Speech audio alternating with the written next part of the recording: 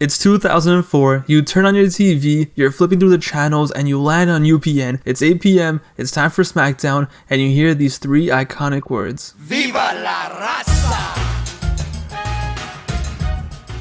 With the biggest smile on his face, Eddie Guerrero makes his entrance and you can't help but smile. Whether you were a kid, whether you were an adult, Eddie Guerrero made you love wrestling. From his entrance with his beautiful lowriders, his little shimmy, the smile on his face, to his magic in the ring, Eddie Guerrero personified what wrestling is all about, and is one of the main reasons why I fell in love with wrestling as a kid. Growing up, Eddie Guerrero was legit one of the coolest wrestlers ever. He just had that swagger, whether it was in 2000 with that mullet running around chasing China with Roses calling her Mamacita, or if it was in 2004 as the WWE champion. When Eddie was on your TV, you were hooked. The way he would walk, the way he would talk, Eddie had it all. He could make you laugh 1 second and then cry the next second. He could make you love him, but also make you hate him. As a kid watching wrestling, you couldn't help but gravitate towards Eddie. This man would lie, cheat, and steal every single week, and it was so awesome because at the end of the day, he was still the good guy. Every other face wrestler would play by the rules. You never saw Shawn Michaels back in 04 bending the rules, but then there was Eddie breaking all the rules, lying to the referee, cheating in every match, and stealing like it was nothing. When you saw Eddie smile, you knew things were about to go down. I'll never forget WrestleMania 20, the WWE Championship match. The stakes are so high, and Eddie untied his shoe on purpose, would slip out, confusing Kurt just so he could roll him up and get the W.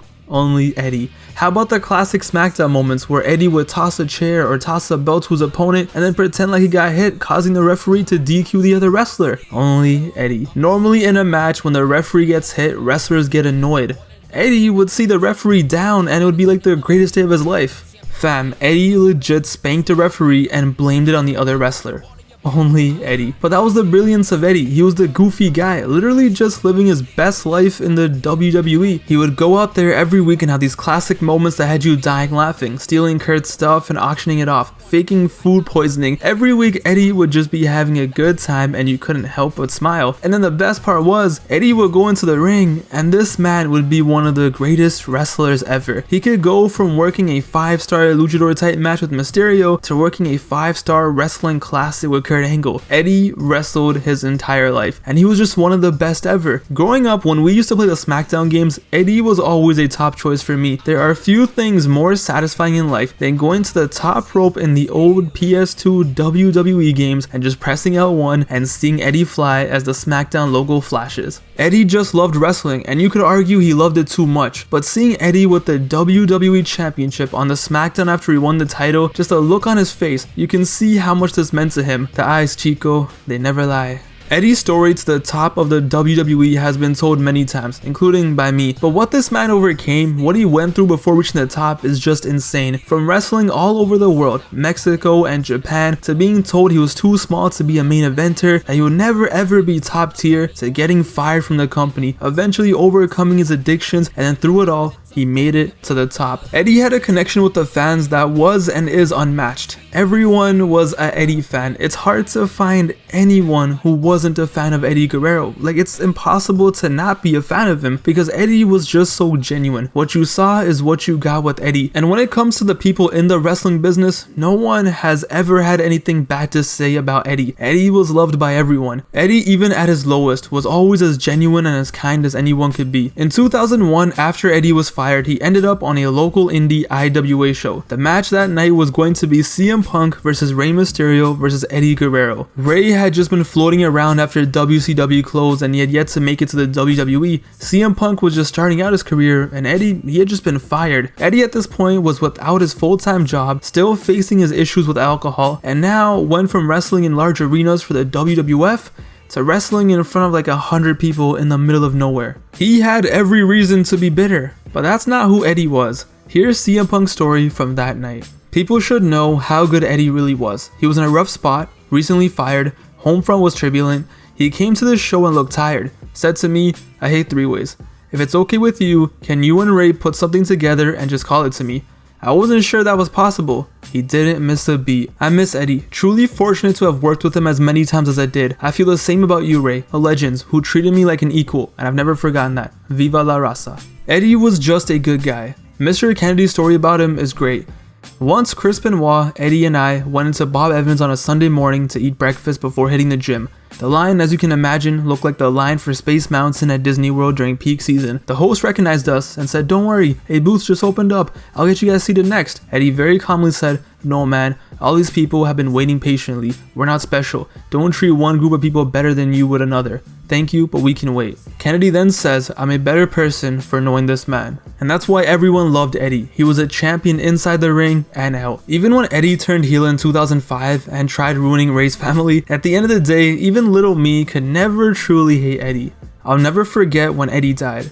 On a Sunday night back in November of 2005, I was at my friend's house. There were 4 of us. 2 of us were playing with Hot Wheel tracks and the other 2 were playing SmackDown vs. Raw 06, which just came out 2 days prior. We were talking about Survivor Series 05 and sharing our prediction and thoughts, and I vividly remember saying, SmackDown should easily win. They have Rey Mysterio, Batista, and Eddie Guerrero. My friend's older brother, who was getting something from the room, casually just walked by and said, "Eddie Guerrero is dead."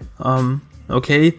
And we just brushed it off like, okay, sure, whatever that means. At this point, we didn't know about the internet. We didn't know there was wrestling news online. We were simple kids who watched Raw and SmackDown and believed everything we saw. How could he know Eddie was dead if there was no Raw on Sunday? There was no pay-per-view tonight. I went home that night and I didn't think anything of it. I went to school, nobody said anything. And then at 9 p.m., I turned on Raw.